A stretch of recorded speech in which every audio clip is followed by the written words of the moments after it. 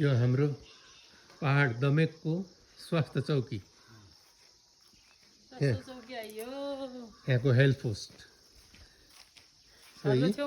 माथि मन्दिर, अब हाम्रो कुल देवताको मन्दिर त्यहाँ छ।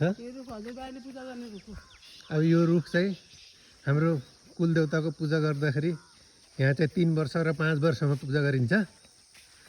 यो हाम्रो हजुरबाका पालामा पनि यत्रै थियो, हाम्रो पालामा पनि यत्रै छ। यो चाहिँ पितृहरूको शक्ति हो। यसरी छ। यो यो यो यो रुख हेर्नुहोस्, हाम्रो कुल पूजा यहाँ हुन्छ 3 वर्ष र 5 वर्षमा। यी हाम्रो थान छन् कुलका, यो थान बनाइएको छ, यहाँ पूजा गरिन्छ पुरै थानमा। यो चड्कने परेर यो रुखलाई चड्कने परेको हो, तैपनि पितृहरूको शक्तिले यो रुखलाई केही भएको छैन। यति मात्रै सर्लक्क माथिबाट यहाँसम्म चिरेर आएको, केही भएन। त्यो राम्रो छ पूजा गर्ने ठाउँ। हाम्रो गाउँ हेर्नुहोस्, यस्तो पहाड भिरालो, यो खेतीपाती गर्ने ठाउँ यस्तैमा गर्ने हो। यहाँ चाहिँ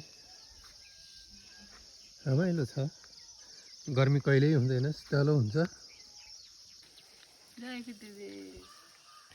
यहाँ हाम्रो कुल मन्दिर, यहाँ हाम्रो कुनारे भाइ कृष्णले यो मन्दिरमा चाहिँ सुन्दरता बढाउनको लागि यो टाइल्सहरू लगाउने काम, यसलाई सुन्दर रूप दिने, अनि यो घर यहाँ आएर बस्ने, पूजाका सामानहरू राख्ने, टाढाबाट आएका इष्टमित्रले यहाँ चाहिँ बसोबास गर्ने भनेर यसरी बनाएका छन्। यी उनीहरूको नाममा चाहिँ यो स्टक राखिएको छ। अब यसको तुरुन्तै उद्घाटन हुँदैछ अनि मिल्छ।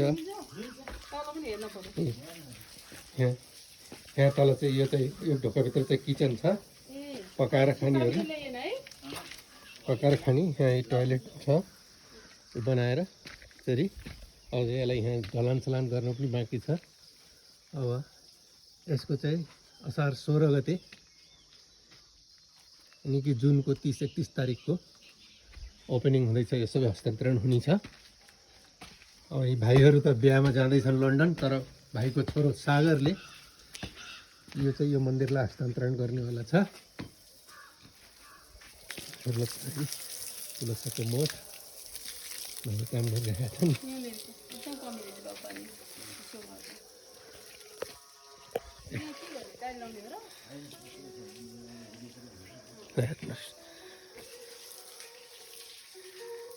कति राम्रो छ, मनोरञ्जन छ।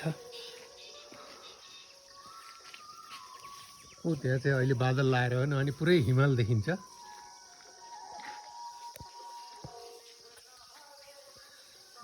काम गरिरहेका छन् बारीमा मान्छेहरू।